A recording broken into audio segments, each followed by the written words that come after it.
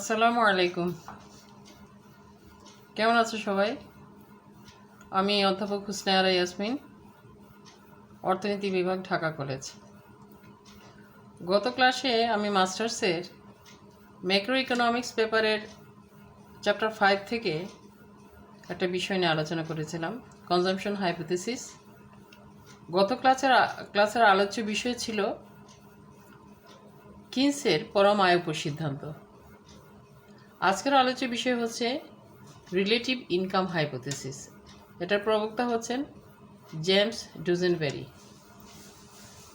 Consumption hypothesis ব্যাখ্যা করতে যে আমি গত ক্লাসে তোমাদের বলেছিলাম যে স্বল্পমেয়াদে এবং দীর্ঘমেয়াদে আয়ের সাথে ভোগব্যয়ের যে সম্পর্ক, সেই সম্পর্কটা স্বল্পমেয়াদে দেখা যায় নন প্রপোর্শনাল, আর দীর্ঘমেয়াদে সেটা প্রপোর্শনাল হয়ে পড়ে। এই যে আপাত বিরোধ, যেটাকে কনজাম্পশন পাজল হিসেবে আখ্যায়িত করা হয়, এই কনজাম্পশন পাজলটা সলভ করতে যে বিভিন্ন অর্থনীতিবিদ বিভিন্ন ধরনের বক্তব্য উপস্থাপন করেছেন। আয়ের সাথে ভোগের ব্যয়ের সম্পর্ক দেখাতে যে কিনস দেখিয়েছেন পরম আয়, আর এখানে ডুজেনবেরি দেখিয়েছেন আপেক্ষিক আয়। ডুজেনবেরি ছিলেন আর্থার স্মিথিসের ছাত্র। আমরা গত ক্লাসে দেখেছি কিনসের পরম আয় উপর সিদ্ধান্ত, যেটা স্বল্প মেয়াদের জন্য তিনি বক্তব্যটা দিয়েছিলেন, সেটাকে দীর্ঘমেয়াদের সাথে সম্পর্কিত করার যে প্রচেষ্টা সেটা করেছিলেন আর্থার স্মিথিস। কিন্তু পরবর্তী পর্যায়ে জেমস ডুজেনবেরি আর্থার স্মিথিসের সাথে বক্তব্যে এক দ্বিমত পোষণ করেন এবং তিনি বলেন যে স্বল্প বা দীর্ঘমেয়াদ যে কোনো মেয়াদই হোক না কেন, মানুষের ভোগব্যয় তার পরম আয় নয়, আপেক্ষিক আয়ের উপর নির্ভর করে। অর্থাৎ কোনো ব্যক্তি বা পরিবারের ভোগব্যয় তার আপেক্ষিক আয়ের উপর নির্ভর করে। আপেক্ষিক আয় বলতে তিনি একই সমাজে বসবাসরত বিভিন্ন পরিবারের তুলনামূলক আয়কে বুঝিয়েছেন।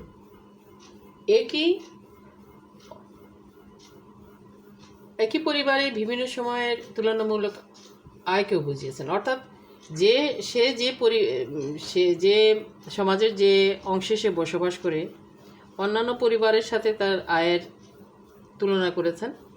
আবার যে পরিবারে সে বসবাস করছে সেই পরিবারের নিকট অতীতের উচ্চতর আয়ের সাথে পরবর্তীতে তার নিম্নতর আয়ের ফলে তার আয় ও ভোগব্যয়ের মধ্যে যে আচরণগত ভিন্নতা, সেটা ব্যাখ্যা করার চেষ্টা করেছেন এবং সেক্ষেত্রে তিনি বলেছেন সেটাই হচ্ছে আপেক্ষিক আয়। তিনি আপেক্ষিক আয় বিষয়টিকে দুইভাবে যাচাই করেছেন: সমাজের অন্যান্য ব্যক্তি বা পরিবারের তুলনায় বিবেচ্য ব্যক্তির আয় কতটুকু, নিকট অতীতের তুলনায় তার বর্তমান আয় কতটুকু। তিনি তার বক্তব্য ব্যাখ্যা করতে যে দুটো এফেক্টের কথা বলেছেন, একটা হচ্ছে ডেমনস্ট্রেশন এফেক্ট, আরটা হচ্ছে রেসেট এফেক্ট। তার মতে মানুষ যে সমাজের যে অংশে বসবাস করে সেই সমাজের উচ্চতর আয় লেভেলের লোকের ভোগব্যয় দ্বারা তার ভোগব্যয় প্রভাবিত হয়। অর্থাৎ সে উন্নততর ভোগব্যয় দ্বারা খুব সহজেই প্রভাবিত হয়। এই যে প্রভাবিত হওয়ার বিষয়টা, সেটাকে ডেমনস্ট্রেশন এফেক্ট বলা হচ্ছে। এই ডেমনস্ট্রেশন এফেক্টের ফলে সে তার আয় অন্যান্যদের তুলনায় তার আয় কম হলেও তাদের সাথে তার ভোগব্যয়কে সমন্বিত করতে চায়, অর্থাৎ তাদের মতো ভোগ করতে চায়। ফলে তার আয় তুলনামূলকভাবে কম হওয়া সত্ত্বেও তার গড় ভোগ প্রবণতা বেশি হয় উচ্চতর আয় লেভেলে অবস্থানরত লোকের তুলনায়। বিষয়টিকে ব্যাখ্যা করার আগে আমরা এই যার বক্তব্যকে সংক্ষেপে এভাবে লিখতে পারি: মানুষের ভোগব্যয় আপেক্ষিক আয় দ্বারা প্রভাবিত হয়। স্বল্পমেয়াদে মানুষ ডেমনস্ট্রেশন এফেক্ট এবং রেসেট এফেক্ট দ্বারা তাড়িত হয়। স্বল্পমেয়াদে আয় এবং ভোগব্যয়ের সম্পর্ক নন প্রপোর্শনাল হয়ে পড়ে, কিন্তু দীর্ঘমেয়াদে ডেমনস্ট্রেশন এফেক্ট এবং রেসেট এফেক্ট শূন্য হওয়ার ফলে আয় ও ভোগব্যয়ের মধ্যে প্রপোর্শনাল সম্পর্ক তৈরি হয়। একটা উদাহরণ দিয়ে বিষয়টি আমরা বোঝাতে পারি। ধরি যে আলোচ্য যে পরিবার নিয়ে আমরা আলোচনা করছি, যে সমাজে সে বসবাস করে সেখানে 9টি পরিবার রয়েছে। তাদের মধ্যে 8টি পরিবারের আয় হচ্ছে 50,000 টাকা মাসিক আয়, আর একটি পরিবারের যেটা আলোচনায় আনতে চাচ্ছি আমরা, সেই পরিবারের আয় হচ্ছে 40,000 টাকা। এখন 50,000 টাকা আয় লেভেলে যারা রয়েছে তারা মাসিক 30,000 টাকা করে ব্যয় করে। তাহলে তাদের গড় ভোগ প্রবণতা হবে, আমরা 50,000 টাকাতে 30,000 টাকা যদি ব্যয় করে তার গড় ভোগ প্রবণতা বের করেছে 0.6, অর্থাৎ 0.6 টাকা তার গড় ভোগ প্রবণতা। যাদের 50,000 টাকা আয় রয়েছে 30,000 টাকা প্রতি মাসে ব্যয় করে। আর যে ব্যক্তির 40,000 টাকা আয় রয়েছে কিন্তু সে ব্যয় করে সেই 50,000 টাকা লেভেলের ভোগ লেভেলে 30,000 টাকা, অর্থাৎ তাদের মধ্যে 30,000 টাকা ব্যয় করছে। এখানে তার গড় ভোগ প্রবণতা হচ্ছে 0.75, অর্থাৎ 6-এর চাইতে 0.75 যেহেতু বড়, তাহলে আমরা বলতে পারি যে আয় লেভেল যেখানে কম সেখানে গড় ভোগ প্রবণতা বেশি, আর আয় লেভেল যেখানে বেশি সেখানে তুলনামূলকভাবে গড় ভোগ প্রবণতা কম। প্রদর্শন প্রভাবের ফলে আপেক্ষিক আয় কম হলে এপিসি বেশি হয়, তাই স্বল্পমেয়াদে আয় এবং ভোগ ব্যয়ের সম্পর্ক নন প্রপোর্শনাল হয়ে পড়ে। গড় ভোগ প্রবণতা আয়ের তুলনায় বেশি যখন হবে, অর্থাৎ গড় ভোগ এবং প্রান্তিক ভোগ প্রবণতা সমান হলে আমরা বলতে পারি সেখানে প্রপোর্শনাল সম্পর্ক রয়েছে। কিন্তু এখানে যেহেতু আমরা দেখাচ্ছি যে গড় ভোগ প্রবণতার তারতম্য রয়েছে, তাই সেটার ভিত্তিতে আমরা বলতে পারি যে স্বল্পমেয়াদে আয় এবং ভোগ ব্যয়ের সম্পর্কটা হচ্ছে নন প্রপোর্শনাল বা আনুপাতিক। দীর্ঘমেয়াদে আমরা বলেছি ডেমনস্ট্রেশন এফেক্ট এবং রেসিট এফেক্ট 0 হওয়ার কারণে আয় এবং ভোগ ব্যয়ের সম্পর্ক প্রপোর্শনাল হয়ে পড়বে। কারণ রেসিট এফেক্ট সম্পর্কে আর একটু ব্যাখ্যা করা দরকার।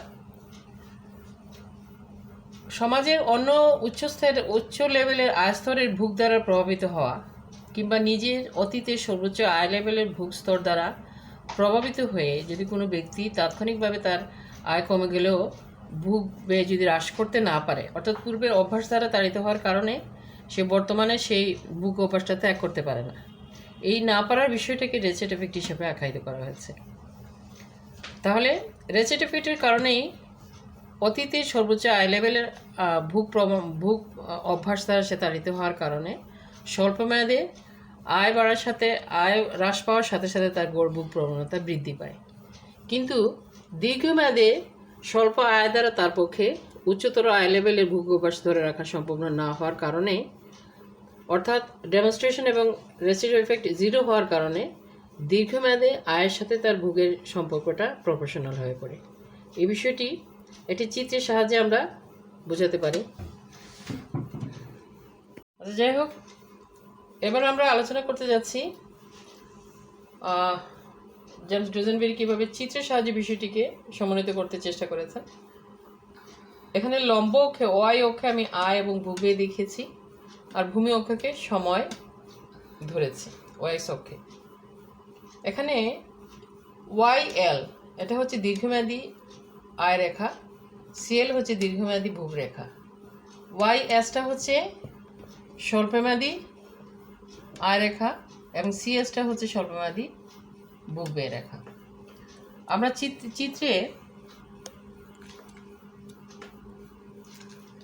চিত্রে কতগুলো ধাপ দেখিয়েছি। যেমন 2015 সালে যে ব্যক্তির আয় এবং ভোগ নিয়ে আমরা আলোচনা করছি, ধরছি 2015 সালে সে ব্যক্তির আয় লেভেল হচ্ছে সর্বোচ্চ। এই রেখাটা স্বল্পমেয়াদী, যার ফলে এখানে বাণিজ্য চক্র কাজ করছে, আর এটাকে ক্রস সেকশন ডায়াগ্রাম বলতে পারি আমরা, আর এটাকে টাইম সিরিজ বলতে পারি। আছে যাই হোক, তো এ লেভেলে তার সর্বোচ্চ আয় হচ্ছে এ লেভেলে, অর্থাৎ তার আয় যখন এ 2015 তখন তার ভোগ হচ্ছে সি 2015, অর্থাৎ এখানে গ্যাপ হচ্ছে এসি, আয় এবং ভোগের মধ্যে গ্যাপ। এই আয় লেভেল থেকে 2015 থেকে 2016 সালে হঠাৎ করে দেখা গেল তার আয় নেমে বি বিন্দুতে চলে এসছে। এই বি বিন্দুতে তার ভোগ হচ্ছে ডি বিন্দুতে। বি লেভেলে তার ইনকাম লেভেলে 2016 সালে তার ভোগ হচ্ছে ডি। এই বিডির ডিফারেন্সের চাইতে এসি ডিফারেন্সটা বেশি, যার ফলে এখানে গড় ভোগ প্রবণতা বেশি। কিন্তু দীর্ঘমেয়াদী ভোগ লেভেলে আমরা দেখতে পাচ্ছি যে এটা এই জিনিসটা কাজ করতেছে ডেমনস্ট্রেশন এফেক্ট এবং রেসেট এফেক্টের কারণে। তার অতীতের আয় দ্বারা সে প্রভাবিত হচ্ছে, অথবা এই লেভেলের আয়কে যদি আমরা উচ্চতর আয় লেভেলের ভোগ আয় এবং ভোগ বলে থাকি, আর এটা যদি সেই তুলনায় কম আয় স্তরের আয় বলে থাকি, তাহলে আমরা এই দুটো কার্ভ রেখা দিয়ে, বাঁকানো রেখা দিয়ে সেই জিনিসটাকে বোঝানোর চেষ্টা করেছি। আর এই যে স্ট্রেট লাইন রয়েছে যে দুইটা ওয়াইএল এবং সিএল, সেটা তারা দীর্ঘমেয়াদী আয় এবং দীর্ঘমেয়াদী কনজাম্পশনের মধ্যে একটা প্রপোর্শনাল সম্পর্ক, অর্থাৎ দুইটা রেখার ভিতরে দূরত্বটা যেহেতু সমান, সেখানে একটা প্রপোর্শনাল সম্পর্ক আমরা দেখিয়েছি। এইভাবে ডুজেনবেরি আপেক্ষিক আয়ের সাথে ভোগ ব্যয়ের বিষয়টি বোঝানোর চেষ্টা করেছেন। কিন্তু কথা হলো, পরম আয় দ্বারা ভোগ ব্যয়ের বিষয়টি ব্যাখ্যার চাইতে আপেক্ষিক আয় দ্বারা যে ব্যাখ্যা করা আছে সেটা উন্নত কিনা সেটা আমরা একটু আলোচনা করে দেখি। ডুজেনবেরি বলছেন যে পরম আয় নয়, আপেক্ষিক আয় দ্বারা মানুষের ভোগ ব্যয় প্রভাবিত হবে। এটাকে সার্বজনীনভাবে মেনে নেওয়া যায় না। পরম আয় দ্বারা তার যে বিভিন্ন লেভেল থেকে, বিভিন্ন উৎস থেকে তার অর্জিত আয়কে বোঝানো হয়েছে। মানুষ সবসময় তার আপেক্ষিক আয় দ্বারা প্রভাবিত হয় না, সে তার চলতি আয়ের দ্বারা বেশি প্রভাবিত হয়। তার হাতে যে ইনকাম রয়েছে সেটার উপর ভিত্তি করেই সে তার ভোগটাকে পরিচালনা করার চেষ্টা করে। এখানে বলা হচ্ছে, আপেক্ষিক আয়ের উপর সিদ্ধান্তে বলা হচ্ছে যে মানুষ তার আয়ের চাইতে অন্যান্য মানুষের ভোগ দ্বারা প্রভাবিত হয়। এটা সর্বাংশে সত্য না। সবসময় যে মানুষ ভোগ দ্বারা প্রভাবিত হবে তা না। সে তার নিজস্ব আয়ের উপর নির্ভর করেই তার ভোগ ব্যয় পরিচালনা করার চেষ্টা করবে।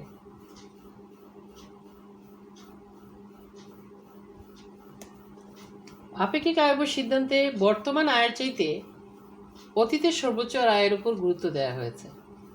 অর্থাৎ অতীতের সর্বোচ্চ আয়ের লেভেলে তার যে ভোগ প্রবণতা ছিল, তার ভোগ ব্যয় ছিল, যে ভোগের অভ্যাস ছিল, সেই অভ্যাস দ্বারাই সে তার পরবর্তী পর্যায়ে তার আয় কমে গেলেও সেই অভ্যাস দ্বারা তাড়িত হওয়ার কারণে সে তার ভোগ বেশি করে করবে। এই যে বক্তব্য, এটাকে বাস্তবসম্মত বলে মেনে নেওয়া যায় না। তার আপেক্ষিক আয়ের উপর সিদ্ধান্ত দিয়ে তিনি ডেমনস্ট্রেশন এবং রেসিট এফেক্টের মাধ্যমে স্বল্প এবং দীর্ঘমেয়াদী ভোগ অপেক্ষকের মধ্যে সমন্বয় সাধনের চেষ্টা করেছেন।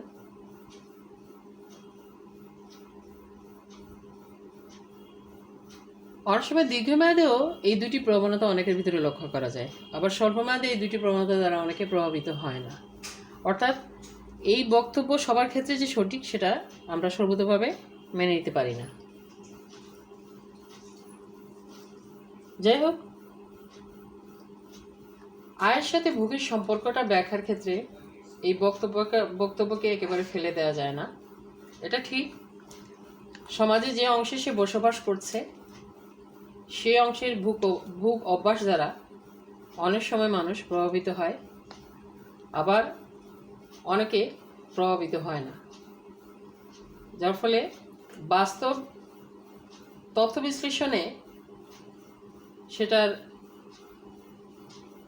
সত্যতা কোন দিকে যাবে সেটা নির্ভর করতেছে বাস্তব তথ্য এবং উপাত্তের উপর। যদি দেখা যায় যে বেশিরভাগ মানুষ সে যে অংশে বসবাস করছে সেই অংশের অন্যান্য লোকের আয় দ্বারা প্রভাবিত হচ্ছে, তাহলে তার এই বক্তব্যকে আমরা মেনে নিতে পারি। আর যদি বাস্তবের তথ্য বা উপাত্তের ভিত্তিতে দেখা যায় যে খুব একটা বেশি সংখ্যক মানুষ সেটা দ্বারা প্রভাবিত হচ্ছে না, তুলনামূলকভাবে কম সংখ্যক পরিবার সেটা দ্বারা প্রভাবিত হচ্ছে, তাহলে সেটাকে 100% বাস্তবসম্মত বলেও স্বীকার করা যায় না। যাই হোক, আজকের আলোচনা এখানে থাকুক। আমরা কনজাম্পশন হাইপোথিসিসের অন্য কোনো অর্থনীতিবিদের বক্তব্য নিয়ে আগামী ক্লাসে আসছি।